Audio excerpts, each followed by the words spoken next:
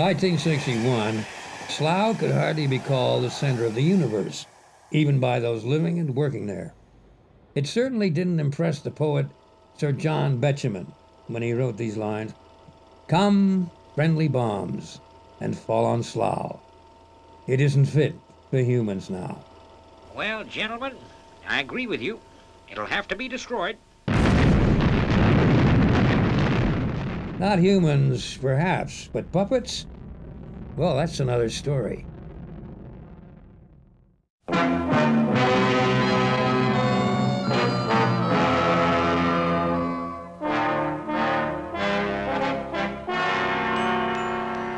Okay, Venus? Okay, Steve. Right. Let's go. Gerry Anderson never set out to make puppet films. A former film editor who turned to directing in the mid-50s, he formed a production company in 1957 with cameraman Arthur Provis. The company's name was AP Films. The four feathers on this hat are magic. They enable Tex Tucker's dog and horse to speak, and his guns to fire without him even touching them. And now, another exciting adventure from Four Feather Falls. The success of fantasy western Four Feather Falls convinced Gerry that puppet films could be made with the same flair and production values as any live-action series. It also convinced TV mogul Lou Grade, who bankrolled Gerry's next landmark production.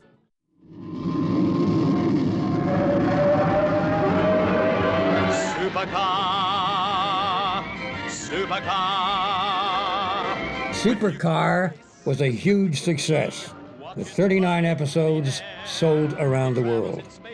A new word had entered the lexicon of film production, a word coined by Gerry himself to describe his groundbreaking puppetry technique: Supermarionation.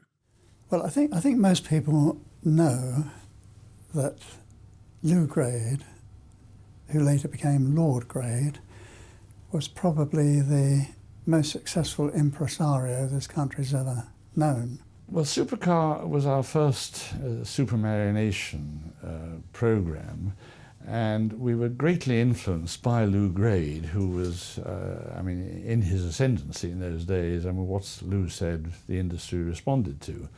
So Lou was a man always looking for something new. When we finished Supercar, and there was a slight,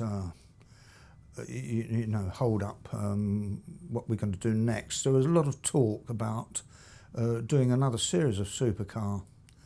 And then I believe that Lou Grade wanted something a bit different. It was a huge success, and I said to him, we're not going to make a new series, an additional series. And he said, "Gerry, I honestly believe I can sell a new series better than reselling an old series." If the master decrees, if you're prime and principal customer, and he was really our major customer, if that's what they want, that's what you try and give them. This was Lou's ethic, really. A new idea every year. It wasn't the best way to do things, but I regarded it as a sort of rehearsal, if you like. So each one we did, we hoped to be better and bigger. With work on Supercar nearing completion, ideas were cast about for the next production. Surviving documentation suggests that, for a while at least, Gerry considered taking Supercar into space. Instead, he let his imagination fly into the future. Space. One of the most exciting ventures of man to date. But it can also be dark and mysterious. We were now coming into the space age, and that was the thing on everybody's lips. And after Supercar, the obvious place to go, Mike Mercury never really got into space, but he was on the verge of it. So the obvious place was space. We were going where no man has been before, type thing.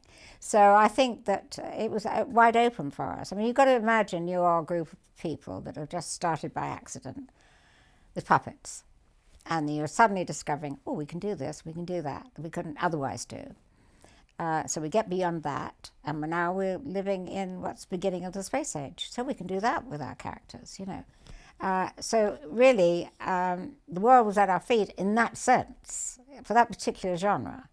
Almost from the beginning of time, people looked into the sky and recognised that the stars were in fact suns, and therefore there might be planets revolving around them. And if there were planets, might there be other people like us, or different but nevertheless intelligent forms of life? And if so, I think we would have had a burning desire to go and have a look and see what it was all about. In the early 1960s, the space race was hotting up, with Russia and America vying with each other to get a man on the moon. If a goal like that could be achieved within a decade, how much further would space travel progress in 100 years? At the time of Fireball XL5, it really was fiction. And at the time, space was happening. Yuri Gagarin was going up, and the Americans were getting ready to do it, so everything was possible. Of course, as soon as people began to talk about rocketry and the possibility of getting to the moon or other planets, it seemed to me that this would be something that I would be interested in, and therefore the scripting and everything to do with the show would come fairly naturally to me. And he said, "You're going to love this. We're not just going global. We're going intergalactic." And I thought, "Oh, good." We were living at the time when the space race was coming to the fore in America. I remember it all happening, and it was quite exciting to think that we could actually get to the moon at that time. Fireball XL5 came out at the time when the space race was hotting up, and of course it was the time of the Cold War between the West and the Soviet East. So there was a lot of paranoia in the air, and people were suspected of spying, and foreign agents were coming to destroy us and kill us. So there's very much that. The series reflects very much the atmosphere of the time. 40 years before mankind, puppets had arrived in the 21st century. The next series would go beyond the earthbound science fantasy of Supercar and Four Feather Falls, deep into outer space. The new idea was called Century 21. The idea was to have an exploration of space in a spaceship. Then the first thing we did was to build the spaceship. And I guess because I remember at the time we were most impressed with the design that Reg Hill and John Reed, my partners, came up with, that we felt confident in making a brochure. He then put out some beautiful plans that had been designed, I think mainly by Reg Hill, the art director of the time. Century 21 is the name of the spaceship and the century in which our action takes place. But the spaceship would soon have a new name. At this early stage, the proposed new series was pitched in two quite different formats. The first was a traditional puppet film series developing the techniques used in Supercar and Four Feather Falls. The second was something quite different.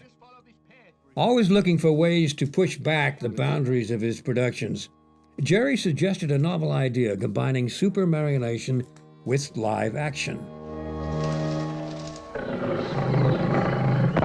By Jubin! The animals are 3 times the size, too.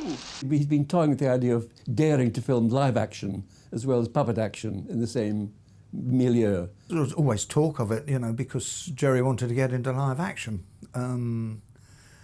But no, it never came about. This alternate idea had for its hero a small boy named Joe, who dreamed of being space pilot Joe 90. Gee, Pop, can we go for a ride in Fireball now? For the last time. No, Jonathan. Oh, go on, Pop. Be a real boss guy. No! And if you don't go and sit down, I'll break all the psychological rules for parents and belt you. Joe and his world would be filmed with actors in full-size sets, switching to Supermarionation for the sequences in which he lived out his dreams of outer space. Joe 90, of course, had a future elsewhere. And Gerry's unique idea to combine puppets and live action would eventually be realized as the Secret Service. For the time being, however, puppets were the order of the day, and Fireball XL5 was now the name of the new production. At that time, I had a car which needed to be replenished with oil very frequently. There was a motor oil called Castrol XL5, and I suppose they invented that title because it sounded very high-tech for youngsters like myself, and it somehow buried that name in my mind. And when it came to Fireball, out came the idea, which wasn't original, but copied from a can of oil, XL5, so Fireball XL5. As with Supercar, production took place in a surprisingly small building on the Slough Trading Estate. We didn't film in the other centres of film activity like Shepperton or Pinewood or Ealing or whatever. We went to Slough every day and filmed it there, as in secret. This gave this impression that we were working on some big secret project, you know. It was rather special. Perhaps the other people in the Slough Trading Estate thought we were all making aluminium pipes or something, but we were making puppet films. It made us feel very secretive and special. It was a funny old place. Anyway, we converted it to our use. It was very near to the main Bath Road, so it was always noisy. It was absolutely jammed, and the effects stage was really tiny. The most difficult thing we had to deal with was lack of space and lack of power. We didn't have enough. We used to sort of, I think things used to short out occasionally because we were using too much electrical power.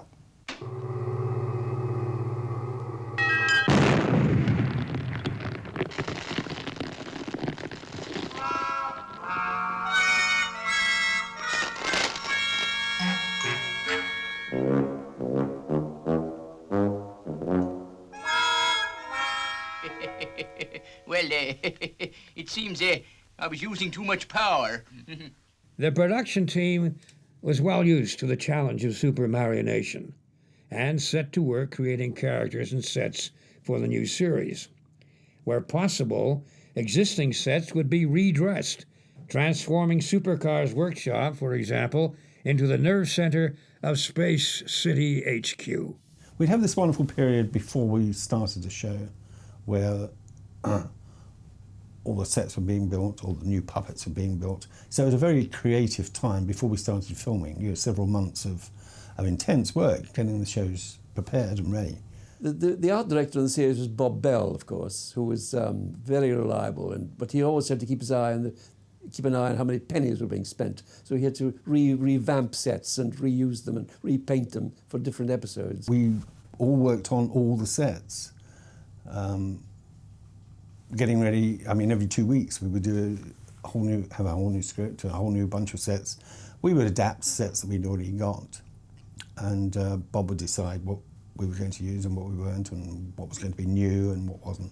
As far as reusing sets and remodelling them, I think that went on quite a bit. I was quite happy working black and white on Fireball because the black and white camera work, photography, focuses the mind much more, focuses you on the story more. We just accepted that this was shot in black and white.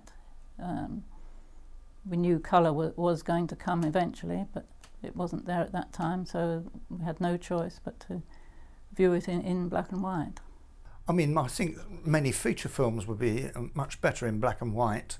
You can get a better mood with black and white somehow. It had a look of its own, there's no doubt about it. The spectacle of colour distracted you from the main action. I was quite happy working with black and white. I love black and white photography. I would have liked to have made it in colour, but there were people, and there are still a few, who still like or prefer black and white photography.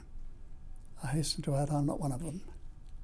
The sets were coloured, but you always looked at everything through a pan glass. John Reed, the cameraman, would get his special glass out and check they would look all right in black and white. We designed for how they would look in black and white at that time, because that's how they were going to be seen on the screen.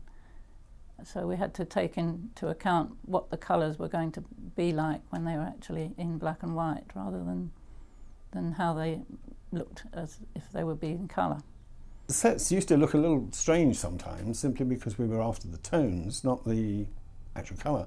During Supercar's second series, the AP Films team had begun to create miniature effects to complement the puppet sequences. With Fireball XL5, special effects took center stage for the first time and would continue to be a vital and distinctive component of all their future work. A space adventure series demanded rocket launchings, explosions, ray guns, and alien planets. And for the first time, a separate special effects unit was set up under the stewardship of the talented Derek Meddings, now establishing himself as a key member of the AP Films crew. I know there was always a drama going on, for goodness sake, you know, because we were asking the impossible. It takes a little longer, the impossible, but we'd write something in and think, oh God, I wonder if they can do that. And they never once said they couldn't do a shot. They always found a way of doing it. Working with Derek Meddings was very pleasurable and very easy, I found. He was very full of ideas. He could tell you at the drop of a hat whether a thing was possible. If some action you were planning was not possible, he would say, quite frankly, no, don't do it. But if it was remotely possible, he would say, well, I'll work on it and see how we get on. And he never let you down. I can't speak highly enough of Derek, who was a genius. I know that word's bandied around, especially in our business, but he was. He lived for the work that he did. Derek Meddings' real strength as a special effects director was his vision, which was phenomenal. He had a very good sense of humour, which he kept in a book. He had a small book that he used to write all his jokes in. And I'd see him come in some mornings and I'd see him stop by the door and he'd open his little book and he'd remember a joke and then he'd come in and start telling a joke.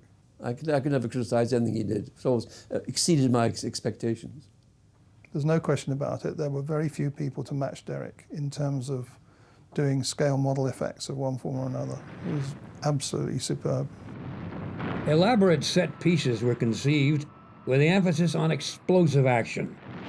The model makers also introduced a technique that was soon to become standard practice in the special effects industry. For the creation of alien spacecraft, or detailing areas like the launch pads at Space City, the team made use of commercially available plastic kits. There was a shop in the high street not far away that sold plastic kits. So I used to go down there and look at those and take bits out, or you buy them and take bits out and come back and account to Reg Hill for having spent 1 6pence on a plastic kit shop for an item that would have taken us hours to make. There was one kit in particular with one particular piece, which was this. Airfix made what they call trackside accessories, and they brought out a kit called the Girder Bridge.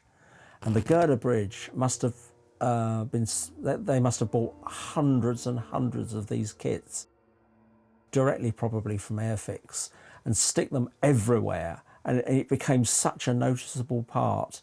And in Fireball XL5, the first time I ever spotted a kit part was in an episode called The Triads, and they've got a rocket that keeps blowing up, and the gantry that goes out to the rocket, sure enough, is made of this, and it's just used everywhere. It's curved round on space stations, and when they found that, they must have been so happy, because you could use every single part of that kit, and indeed they did.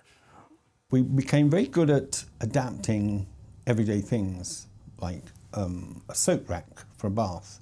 Spray it silver and turn it upside down, stick it on the wall. It makes a lovely sort of grill in a spaceship. And we would become very good at looking for things that we could adapt. We used to use stuff that we found on a site just behind where we were. And we found sacks of blue asbestos, and we used the blue asbestos as set dressing. On the top of the tower, there was a radar, which was actually attached to a little toy, and it was just stood on top of the building. And also, if there was any bit of metal that had a shape to it that had been sort of discarded from somewhere, we'd look in skips and things like that, you know, or in engineering shops they'd have stuff, and we'd say, "Can we go in there? Can we go in and have a look at your your stuff and see if there's anything that we might find handy. Various sized models of Fireball XL5 were produced based upon the designs of Reg Hill. I thought the design for Fireball XL5 was pretty good. Yeah, it's quite a nice looking thing, isn't it? Commander, one of the men has just found this. There were various sizes of Fireball. You know, the special effects would have had 2 or 3 of them. Because the room that we shot in was so small, if you wanted a close-up, you used a big model, and if you wanted a long shot, you used a small model, and they were usually at about the same focal distance. It just changed the scale of the shot. So there was the big one, which I think was about 6 feet long or something like that, 5 feet long. Then there was the interim size, and then there was a tiny one which was used for a lot of the space shots. The original models, as far as I can understand it, they were made of balsa wood.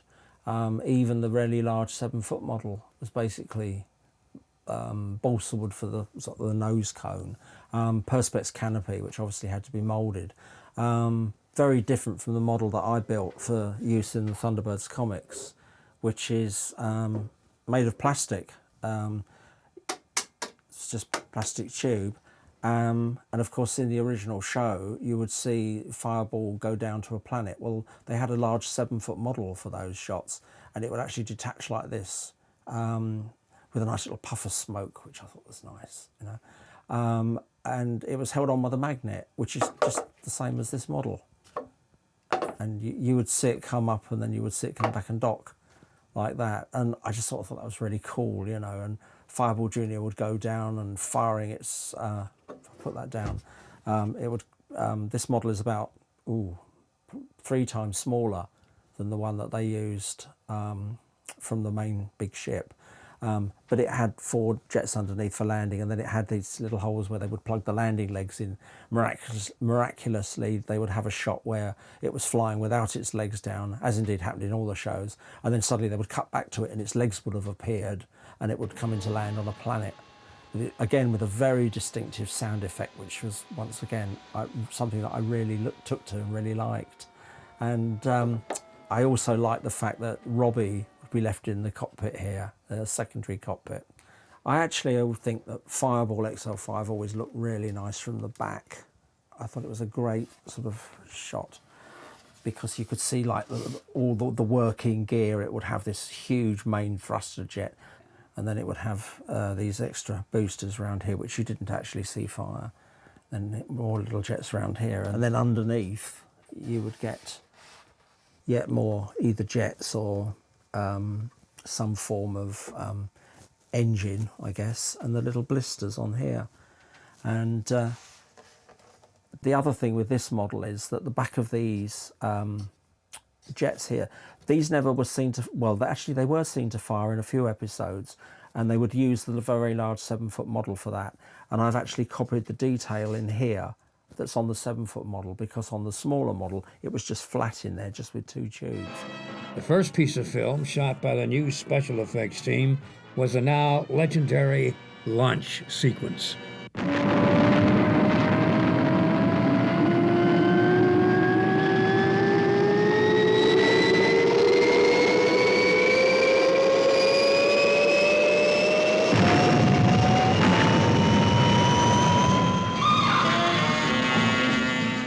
As I keep on saying, I was always trying to be ahead of the game, ahead of the technical game. And I had heard or read that the Russians were planning to launch their rockets horizontally on something like a, beautifully made railway line.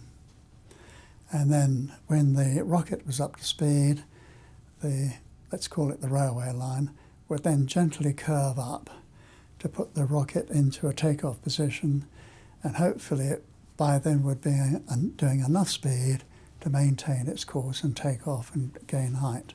The curved rails were the thing at the end, and I had to actually get hold of the Fireball. You'll see it's the wobbliest shot in the movie. I had to actually take it from its carrier and then sort of do the arc and then carry it on while I was hanging up in midair on this thing. We had the camera, which was usually, I think, an Arriflex, at about 3 or 4 feet off the ground. And then over the top of that, we had this steel, tubular steel structure with a cantilevered lump of wood called a scaffold something or other. And it was a piece of wood about 2 feet wide and about 10, 12 feet long, a plank. And that took my weight. And then up in the irons and in the support of the actual stage, we had a big rope used for towing lorries. I think it had about a 4-ton, 5-ton braking strain, so it was quite safe for me. Then I could lean right out, so that I had my feet on the plank, and then I leaned forward, and then I held the model in my right hand via a wooden T-piece, had the wires to fire off the rocket draped over my shoulders and down my arm, and then tied onto the titanium wire. And I had to lean out and then get hold of this thing and move my arm through the arc to match the arc of the thing, and then carried on. Well, carrying on, I was reaching so far out. I was right at the limit of my my body's performance, and it wobbles a bit. And that was the best one we got. Some of them were awful. The rocket was on wheels. Fireball XL5 was on wheels, and it would go along the runway, gaining speed, mainly because a puppeteer got hold of a wire and was pulling it faster and faster and faster. And then it would go up the ramp and take off. And of course it would then drop its wheels, because aerodynamically that would have been not a very good idea. But I remember children, one after the other, when they came to the studio or met the family, they would say, "What happens to all the wheels? It drops every time it takes off." And I used to tell them that there was a field there, and it was full of the wheels that Fireball XL5 dropped on takeoff.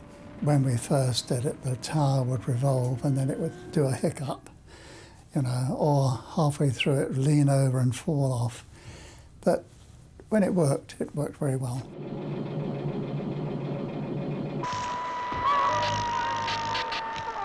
The one that used to rotate occasionally and then not rotate, or I don't know what the electric motor was on that, but it had a sort of geared motor that was supplied by the engineering company, and I think they got sand in the gearbox or something, because it would be all right 1 minute and then suddenly it would stop. Oh, look at the mess. Oh, I wouldn't like to be in your shoes, laddie, when the commander hears about this. That caused a few problems, but then it's not actually in that many shots, so opening title sequence and a few other things, and that's it. But a spaceship alone isn't enough to carry a series. A successful TV show needs memorable characters, people with whom viewers can identify. Supercar had successfully transformed its wood and fiberglass creations into believable personalities. For Fireball XL5, an even larger cast was quite literally assembled. Let's see. Sector 25. That's Fireball XL5, Steve Zodiac.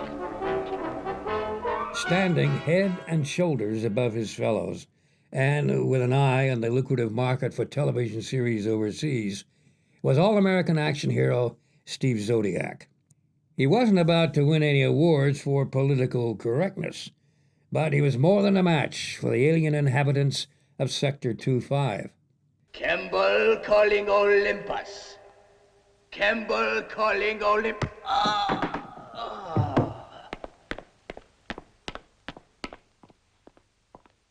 Was Steve Zodiac, I suppose, in today's terms, would have been the captain of the ship. We used to try and cast the shows mid-Atlantic, intentionally to give them the American appeal without having to explain or apologize, but we wanted them to be understood by the Americans, and I think to some extent we achieved that. And at the same time, we didn't break faith with the home audience. Lou Grade was rather pilloried about this, because they said we were doing transatlantic stuff and everything. But of course, that's where the money was, and that's where Lou Grade wanted to do the sales, because he didn't get it from the English. English side paid nothing, really. He couldn't keep him going. I mean, obviously you have your critics say, why do you pander to the Americans? Well, I think you've got to face the world as it is, and if that is the major market, well, you'd be stupid not to have a go at it. And that was the thinking and the drive behind our creative approach to all the series. Steve, where's Matt? He's being held as a hostage. If we don't get back in time to save Ergon, Matt dies. We didn't have any British astronauts at the time, so it followed that they would be cast as American. After the all-male cast of Supercar, it was felt that the new series needed a strong female lead. This was, after all, the world of 2062. Well, up to Fireball, I mean, when I say up to Fireball, I mean, we had the Supercar. We didn't have a specific female interest, and I think this was recognised as a notable omission. So why not respond to that by finding the suitable female, and what better name than Venus? Hey, what goes on here? Are you emigrating or something? No, it's just Venus's idea of traveling light. You don't happen to have a spare freighter, do you, sir? Now look, all the year round I wear uniform. This is my vacation, and I'm going to wear all the most feminine outfits I can. So I don't want any more remarks. She was about 19 years old, blonde, and that was,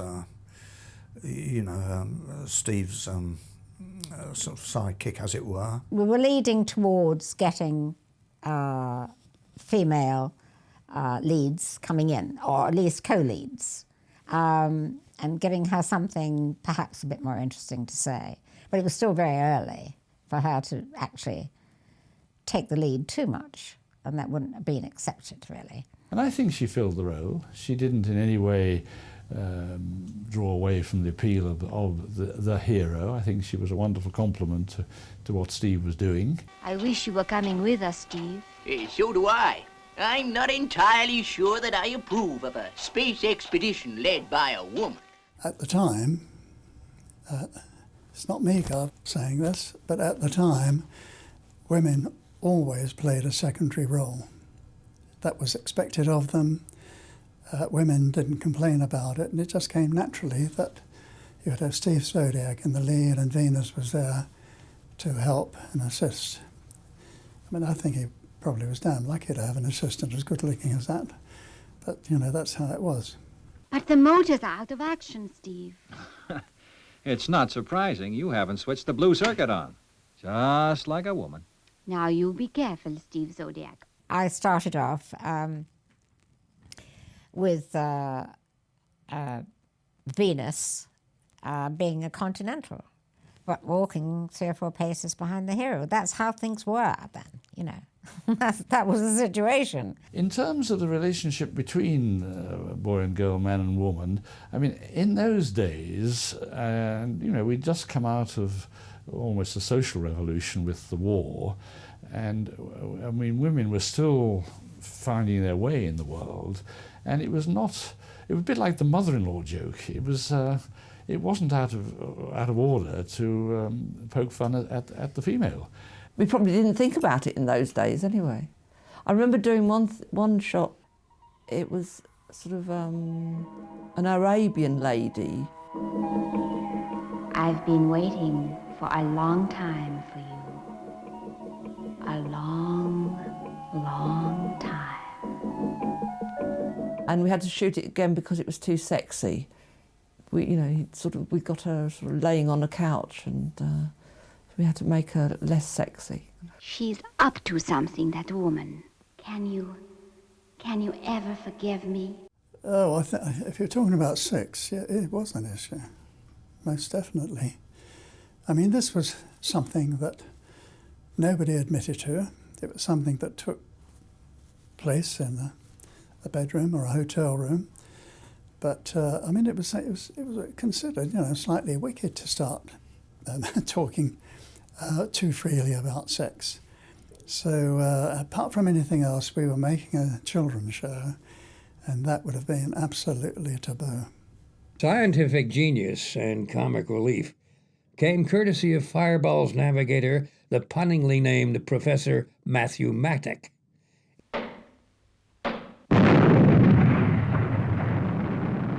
Professor! Sorry, Venus, I'm afraid it percolated a bit too violently. There was slight comic relief from Professor Mattick, who was one of the usual Gerry Anderson, Sylvia Anderson boffin character, and who was very wise for his years and so on. He kept an eye on the younger folks with his superior knowledge. Well, he was a boffin.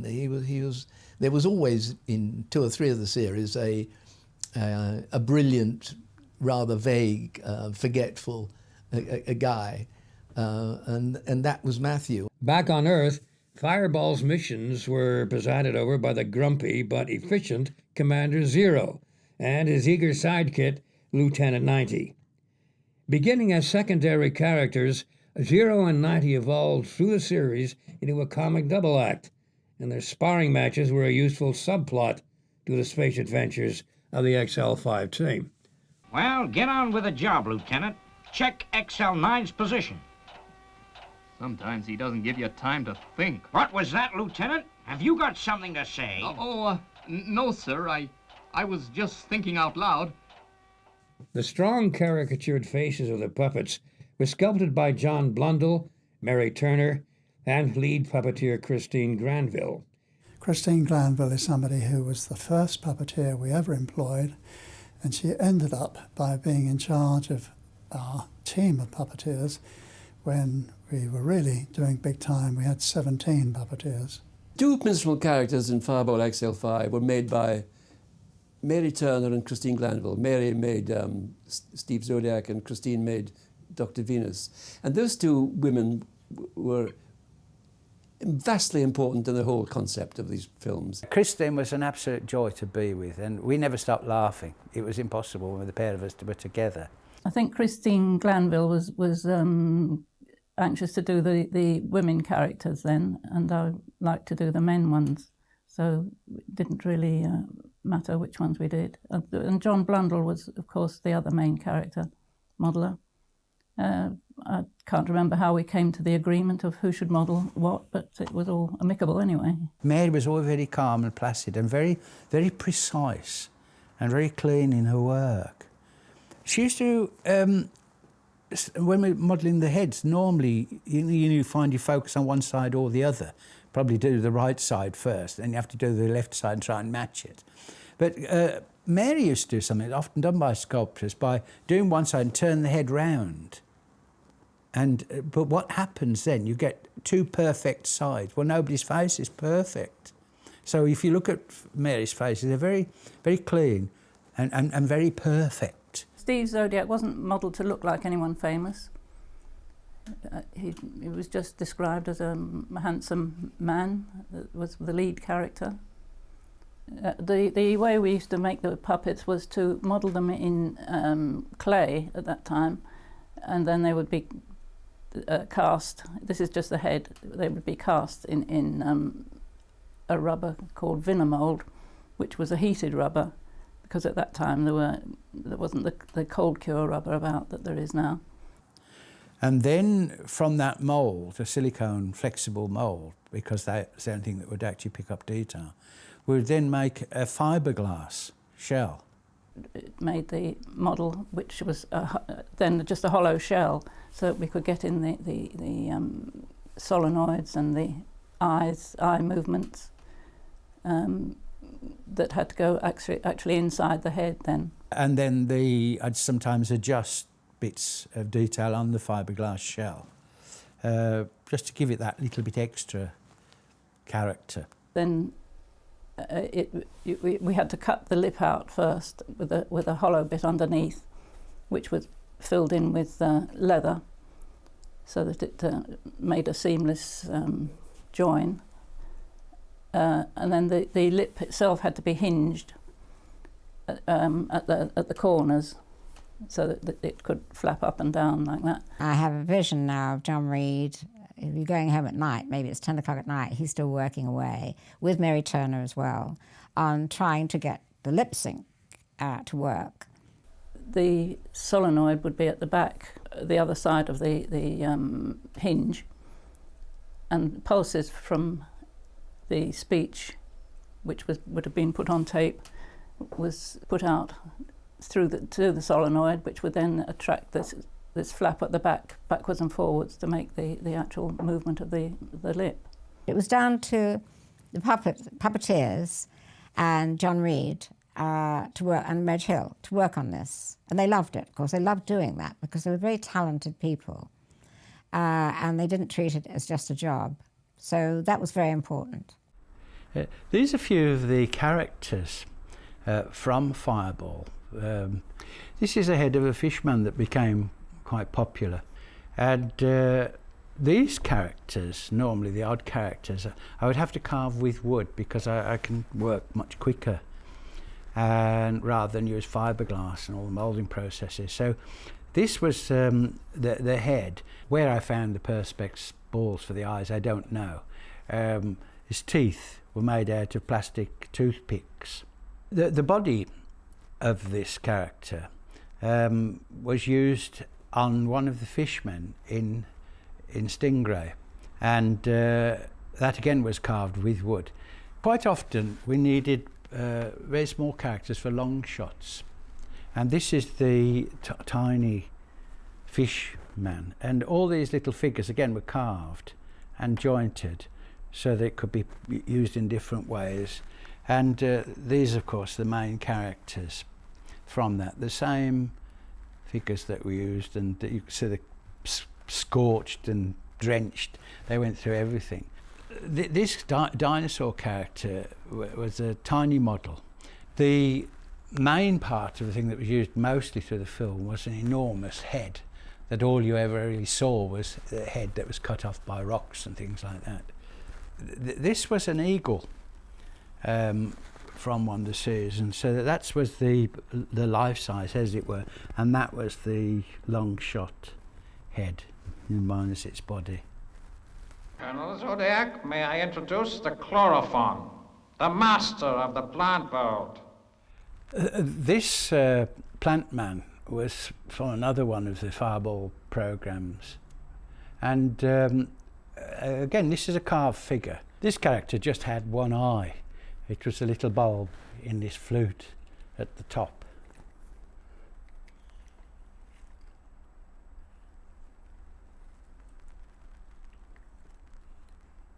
But also, not only the responsibility of creating those characters, moulding them and painting them and so on, they had to perform with them. So they had a very tiring job. They'd have to climb up onto the top of this bridge that straddled the set every time and work at the puppets from up there. And then if anything went wrong, they had to hang up the puppet on its perch and then climb down, walk around past the camera to adjust the costume or whatever was necessary, and then walk back up around over the bridge again and start again. If a wire broke while we were actually filming or even rehearsing, the puppet would be put to the side, and we had what was called a floor puppeteer then, who would mend the wire put the wire in from the bottom, and the puppeteer up the top would then fix it up to the control at the top. Well, it was always a bit tense because the directors would always be sort of hopping up and down behind you, you know, sort of, how long's it going to take, you know, and sometimes you'd get a bad batch of wire, so you'd do it and you all ready and it would go again, so, you know, that they were very they didn't understand changing strings. If they rested the strings against the bridge, they came in contact with the metal, and if the lip sync guy was testing the lip sync, then you get an electric charge going down the wires to the puppet's head, and of course if it was touching the bridge, then the wires would burn out and all the girls would get a shock. We often got electric shocks from this wire, which would be, it came from the head of the puppet on each side of the head up to the controls, and of course we were holding the controls. Whenever possible, I tried to use the same puppeteer for the same character within an episode, because the puppeteers, not only Mary Turner and Christine Glanville, had different methods, but all puppeteers are people, so they have different ways of interpreting a part. Moving the characters, you try to imagine how they would move as within their character. Of course, in all these programmes, everybody did everything, you know, and they never focused on one role, which I think was a pity, because you need somebody to work with a character continuously to bring out its character and personality, its movements, its body language. And that was a letdown to me, having to swap around so much like this. So none of the characters ever really developed a deep personality because of that. Each week's episode would require a new set of guest characters, and the Puppet Workshop rose to the challenge by devising a simple but effective technique known as revamping. What we had were a series of blank white plastic forms with big googly eyes and the mechanics for the lip. And then plasticine was modelled on top of that to make the character, as it was only appearing in one episode, it wasn't feasible to make different whole characters all the time. Because once that was finished with, the plasticine would be scraped off and another character built onto it.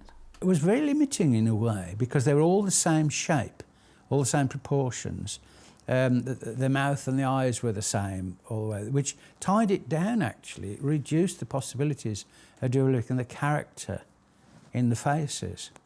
But as I said, it was a very fast process really to model the plasticine onto them directly, and then put endless coats of emulsion paint to put a skin on it, because obviously the plasticine would be too fragile, and very often in shots a string caught on and chopped the end of the nose off on some of these things. They had to be kept in case they had to have a retake or something, and then they would be made into another revamp.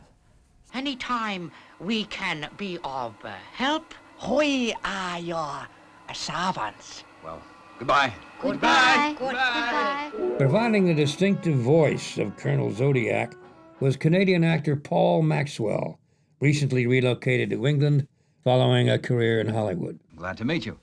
I'm Steve Zodiac. We used him. He had a very good voice, and he was a good artist. And he entered into the spirit of things. He had the hero voice to me, apart from the fact being a lovely person to work with. But it was a rare thing to have Americans over here. It's the moon. It's getting closer. We've got to reverse the power. But he brought a ride-on solidity, held everything together. Calling Navigation Bay. Say, Professor Mattick, how are we doing? Are we on schedule? Well, Steve, we are approaching position 15-0 blue, and I'm registering minus 14G from the moon. 14G from the moon? That can only mean one thing. Well, what's that, Professor? It's time to eat. David Graham had voiced numerous characters in both Four Feather Falls and Supercar, notably Grandpa Twink. Oh, Tex Tucker, boy, am I glad to see you. And Dr. Beaker. Oh, I say. Now who's a fool? And was kept on for the new series, lending his vocal talents to a number of the regular stars. Professor Matthew Mattick. Calling Steve Zodiac in Fireball Jr. Can you hear me, Steve? Over. Lieutenant Nighty. Commander Zero, there's still no reply from Steve. And Zuni, the lovable Lazoon. Howdy, folks. Follow me. One of the other characters was this creature called Zuni, I think, who made funny noises, and I think David Graham did those. He did so wonderful noises, so many wonderful noises, that that was the comic relief.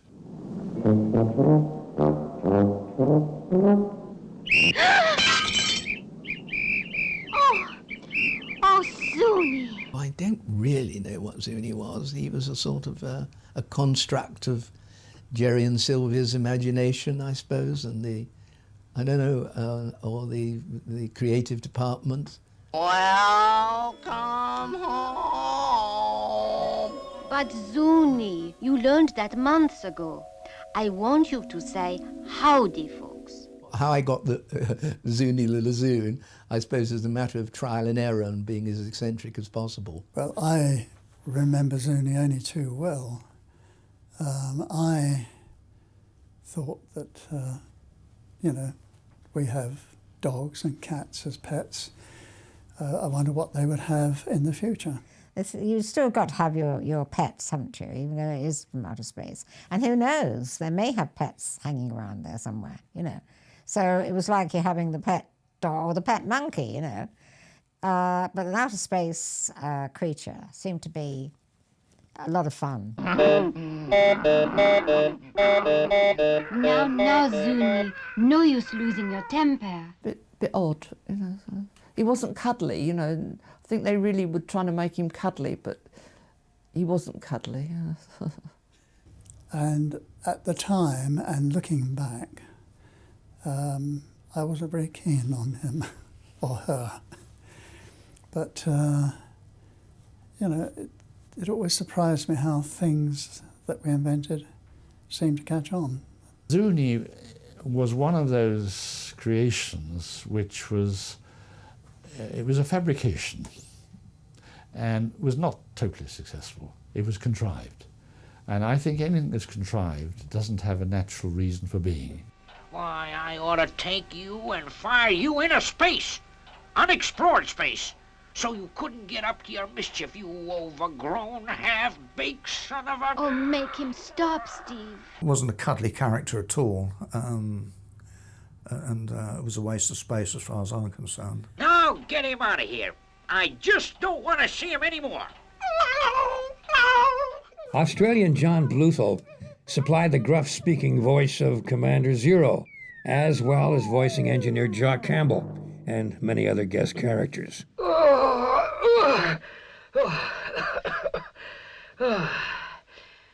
right, I suppose. But all that smoke that goes with it, it's positively dangerous. Sylvia Anderson herself provided the voice of Dr. Venus, as well as taking charge of the dialogue recording sessions. Recording was very funny then. I used to enjoy it tremendously. In those days, actors didn't work weekends, basically. Other jobs, because of cost, you know, you've got to pay an actor extra for working on a Saturday or Sunday. It's all different now, but then it was very much, you couldn't get a certain actor to do anything because they were working on something else that paid more. So we used to do maybe 3 or 4 scripts in a session. We went down on the day and did, well, various, I don't know how many scripts, but various, you know, 2, 3 or 4, because until Thunderbirds, most of the scripts were half hour. The speaking parts were divided up between the 4 voice artists, but with such a small cast, it was perhaps inevitable that sometimes an actor would end up talking to himself. It's no use crying, Zuni. Things are bad enough as they are. It's all your fault, Lieutenant. You had no right to let anyone, not even Steve or Commander Zero, have the key to this workshop. Gee, Professor, I was only obeying orders, like I said. Yeah, okay, Lieutenant. Are you sure they all got lost in the time machine? Yeah, I'm positive. Even the antique coffee pot is gone. Can you get them back, Professor? Can you? Well, I'll do my damnedest. I got Robert back, but I don't know exactly how far back in time they've gone. The crazy Lazoon's been playing around with the dials. We had lots of different voices for everyone to do.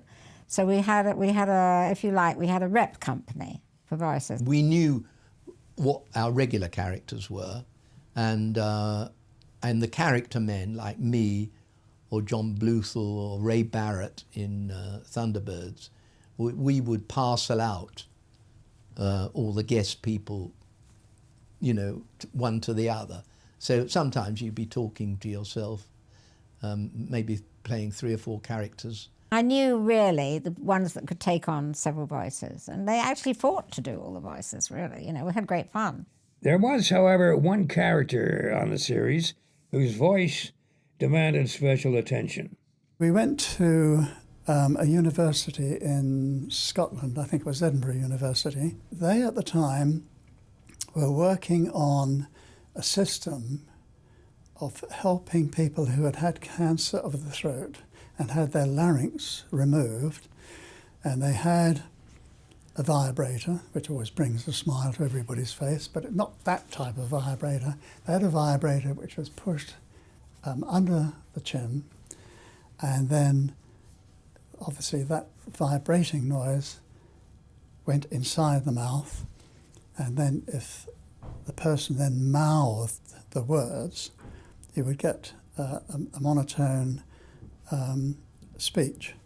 The problem was how to do that, because the output from the mouth was very, very low level, and so we needed to exclude all extraneous sound. So we made a box, and on one end we made a hole in it about this sort of size, so that I could comfortably push my mouth into the hole and exclude other sound coming in. On the other end of the box we had a microphone. Somebody would hold the vibrator under my chin, and so the inside of my mouth had this tone, this monotone going the whole time. So I put my mouth in the hole, and I would mouth. Now, of course, you didn't hear anything, but when the sound of the vibrator, it would sound something like, "On my way home." On our way home. Home, not because I'm ignorant, but of course it couldn't produce a I don't think anyone, least of all Gerry himself, would say he is God's gift to voiceovers and voice artistry. But you know, the voice he created worked. Built by puppet craftsman John Blundell, Robert the Robot was a unique creation, presenting unique challenges for those that had to work with him. Well, just look at those arm joint bushes. Our quest was always to try and be ahead of the game. And so, of course, robots were the archetypal round head and mechanical arms, and they weren't very interesting. There were these problems, ongoing problems of time. And I just tried to get some image in my mind of what a robot should look like, you know. And I thought it'd be nice to kind of partly reveal the works with a marionette, usually a dress. So I thought it'd be nice to have all his work showing, as it were. And so for some reason I found some scrap Perspex tubing. What we used to do was there was a big plastic factory near our studio, and of course they had a lot of offcuts and waste. And normally it was chucked away, but we went round there and brought it back by the van load. You know, they were only too glad to get rid of it. But of course it had all kinds of plastic, different colours, different thicknesses, and some that were transparent. I thought, well, this is a good idea. So and then found some Perspex sheets. So I thought this would be a good material to make this character with. And so the body was made with the tubing. I turned things on a lathe. The hands were made on a lathe. But when it came to the head, I'd had a yoghurt, I think it was, in a clear plastic pot. We thought, that's useful. So that became its head. And if you look into the head, you can see 2 Evo-Stick tube lids inside him, and you know, a broken bulb with the filament showing. And so that was what had to be done. It was pure improvisation, to be quite honest. He took the camera very well, and it was very amusing when he used to shoot his top. He used to spout out steam.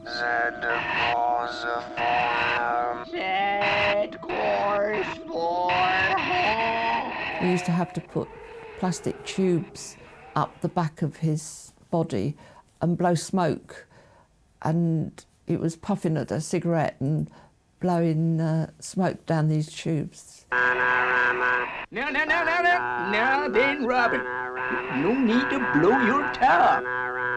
He waved around a lot when you were walking him. You know, he didn't have any knee joints like the other puppets and arm joints, so he was a bit sort of gangly. Having the springs right through the legs and these little discs to give it this freedom, that he should walk with a funny sort of wobble and you know, nothing that was solid. A robot doesn't walk like a human. Even the really magical ones from Japan don't walk sometimes like a human. It's not, but that's the humour of the thing, in a sense, that it walked. A puppet will do what it wants to do. And it doesn't matter how you try and push it, it won't do what you want it to do. And you shouldn't look for that. You should allow the figure to express its own character and personality. Lost all control. Now, why it was more difficult than the other puppets to work, it seemed sort of uncontrollable in some way. I don't know whether it was because it was made of this plastic sort of stuff or what it was, but to me it always seemed a bit awkward to work. I don't remember that it was any more difficult than all the other puppets were. I mean, but in fact, it was rather good that he was only a robot, so he could behave as extravagantly or as eccentrically as could be. Whereas Steve Zodiac and Dr. Venus, they had to be as natural. Every show we managed to make better puppets, operate them better, design them better, and make them do things which looked much more real than the early shows. But when it came to walking, that was something we were never able to crack. They didn't walk properly because of the materials that we used, the weight of them, the tightness of the costumes on them, and this lack of the shoulder strings, because it sounds odd, but you really need shoulder strings to make a figure walk properly. This was the biggest problem, was making them walk. So we had to have all sorts of tricks. All the sets, the top of the door would come off, so you could actually walk them through the door. But they still looked terrible. You know, they did that look. And we would cut to somebody's legs. In a lot of the cases, they were mine, because I was sort of on the set all the time. So you dress your legs up with trousers and shoes that Steve Zodiac was wearing, you know, and they would do an insert of your feet, live-action feet. We also did it with hands as well. One of the things on the puppets was we used to film a close-up on a puppet hand, and on the big screen it looked terrible. And so somebody thought of the idea of using a human hand with a glove on and painted fingernails to make it look more like a puppet hand. In Fireball they introduced jetmobiles because it was difficult to make them give a realistic walk, especially the more human-looking characters. It never seemed to look right. Oh, can you think of a better way to get around? I mean, jetmobiles are lovely. They go everywhere, do everything. I thought, and they were perfect from a point of view of the puppets and everything. They didn't have to walk or drive or anything, really. They could just zoom off. The jetmobiles were difficult because they were heavy and we'd have to string them with the puppets. So they were quite heavy to fly around. For the jetmobiles, I think we cut down the gunpowder charges. They didn't have short tubes. They only had a standard sort of 4.5, 5-inch length tube. So I was on the floor one day when these two jetmobiles arrived, and they were hung in the air to do a shot, and of course the two figures were sitting on the backs of them. You know, it was turning over and right, fire, and bang, and there was just Steve Zodiac with a pair of handlebars and no bike. And Derek saying, "I think we overdid that one, boys." I guess we'll have to walk. The gunpowder got sort of cracked a bit. So when they went off, they didn't just burn at the surface, they actually burned down the side and generated this huge amount of force, and then that just sort of, he was just left hanging in midair, I think, and a few smoking bits around him. Gerry now had a spaceship, a crew, and a concept. All that was needed now was storylines. The original series proposal contained a story treatment that was now developed into a pilot episode. But Gerry and Sylvia were to script only 2 episodes of the new series. The remainder were contributed by writers new to the AP Film setup. But I think there was a certain, and probably rightly so, resistance in-house to have it too accurate and scientific. You couldn't then have fantasy. If you bring it too much back to reality, then you lose its appeal. And of course, in those days, what was reality? People didn't know about space. The problem is we can't possibly put our puppets in spacesuits because of the control wires. But I knew Supermarionation, and quick as a flash, he said, well, why didn't you get them to take oxygen pills? Here, take this. It's an oxygen pill. It'll enable you to live in space. I said, oh, that's an idea. And he said, OK, Gerry, you can have that one for nothing. To be honest, there wasn't a lot to go on, was there? You know, what do you go on? So we're getting rockets going up into space. We know what they can do, what they can't do. And it's all very exciting. But what's going to be at the other end? No one knew. The directors had, in fact, very little contact with the writers. The writing of the episodes and the recording of the playback scenes, which the actors came to do, were always kept in the background. We were happy to go along with what was in the script because, well, you couldn't alter the script. I mean, once you got the script, that was it, and the dialogue was set.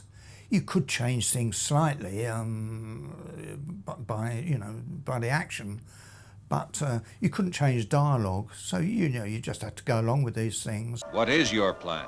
To bring your moon into our orbit, so that at last we will no longer be creatures of the dark, but have light on Magneton. You might have thought, well, it's a bit outrageous, but, I mean, they're children's films and everything's possible and should be. Always keen to keep the scripts interesting and different to other shows, Fireball's characters also had their own unique way of talking. Oh, I'm a real tootie, Steve. It'll sure be boss to get back to Space City, Venus. Well, I do feel a bit tootie, Steve.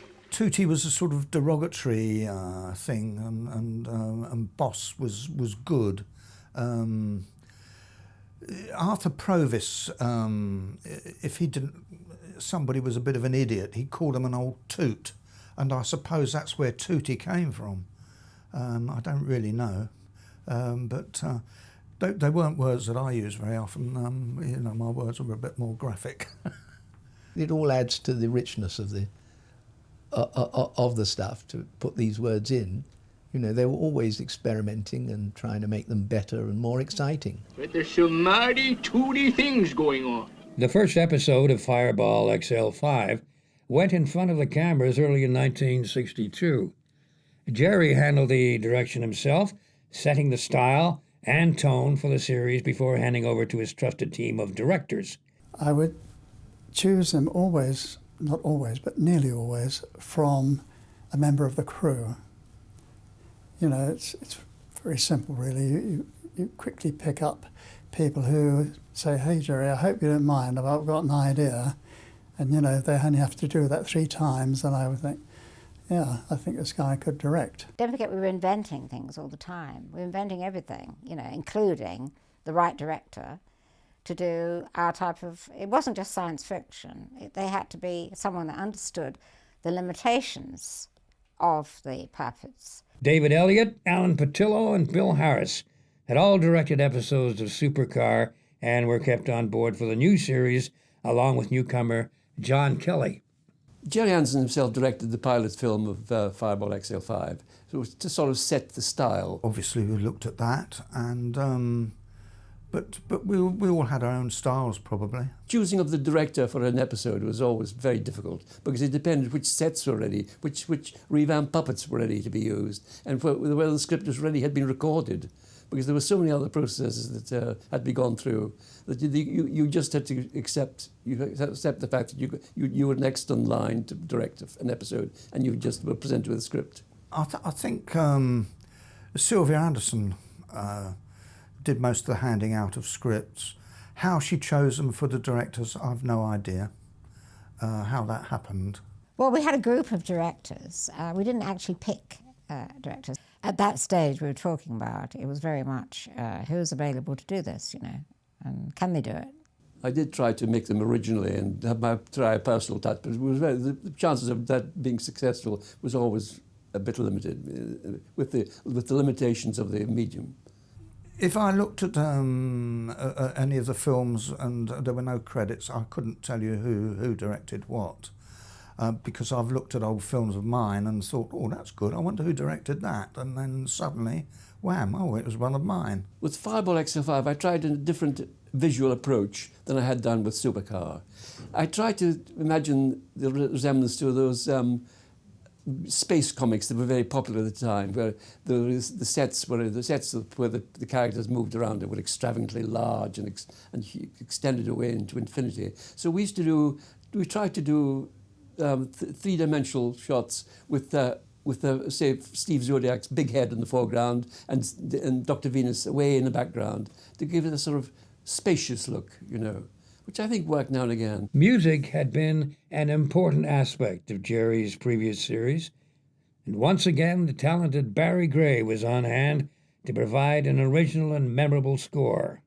Say, Matt, what's that contraption? He also acquired a novel musical instrument, the Ons Martineau. I didn't know you were a musician, Matt. Get a load of this. This early electronic keyboard allowed the player to create eerie variations in pitch, ideal for conjuring up strange planet atmospheres and other unique effects. What's happening to the covers? What's going on? And that strange noise. What is it?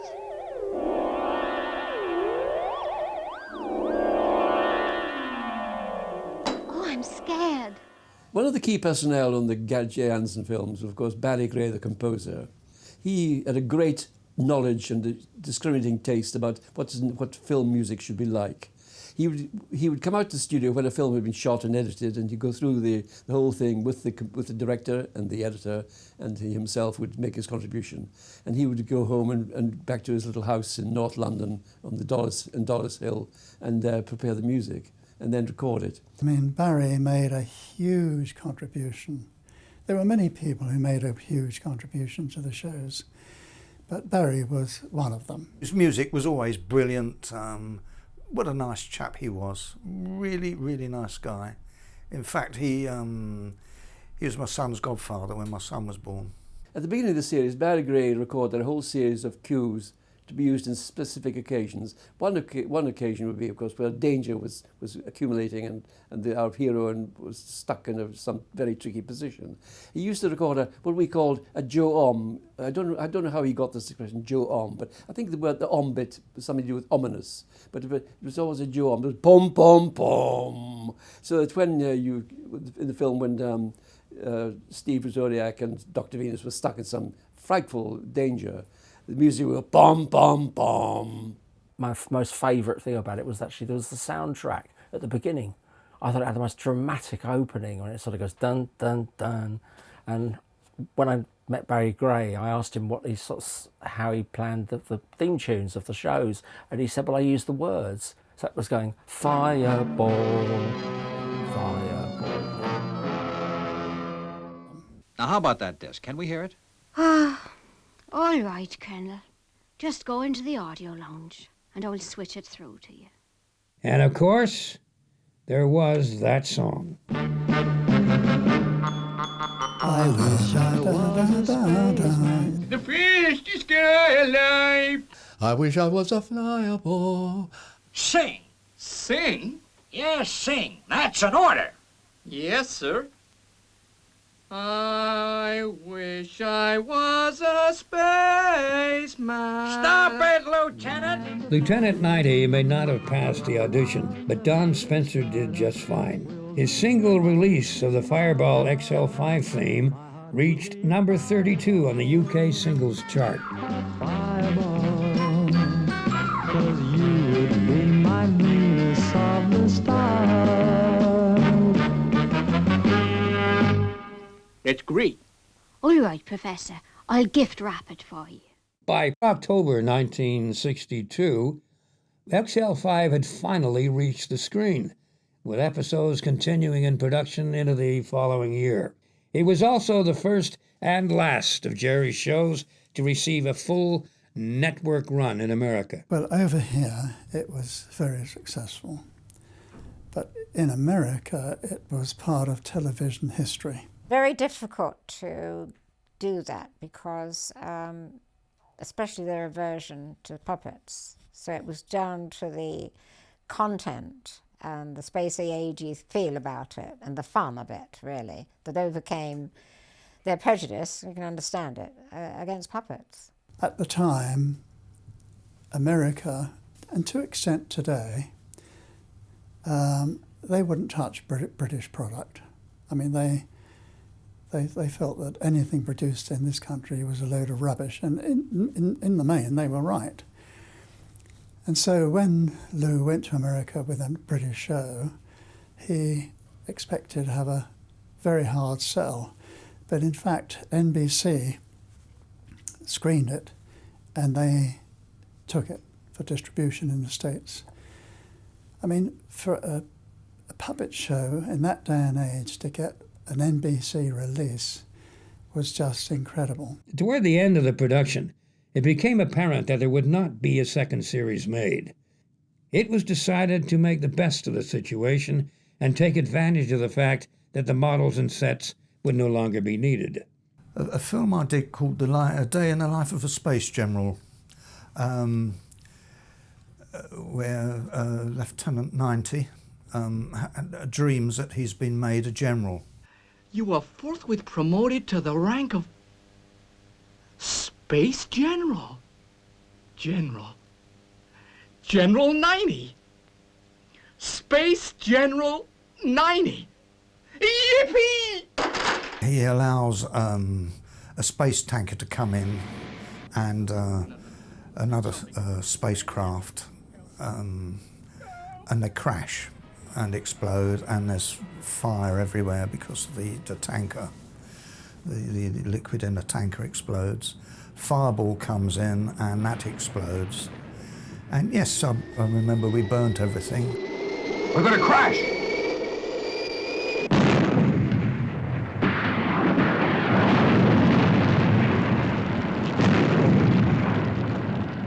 Fireball may have crashed and burned, but viewers needn't have worried. It was all just a dream, after all.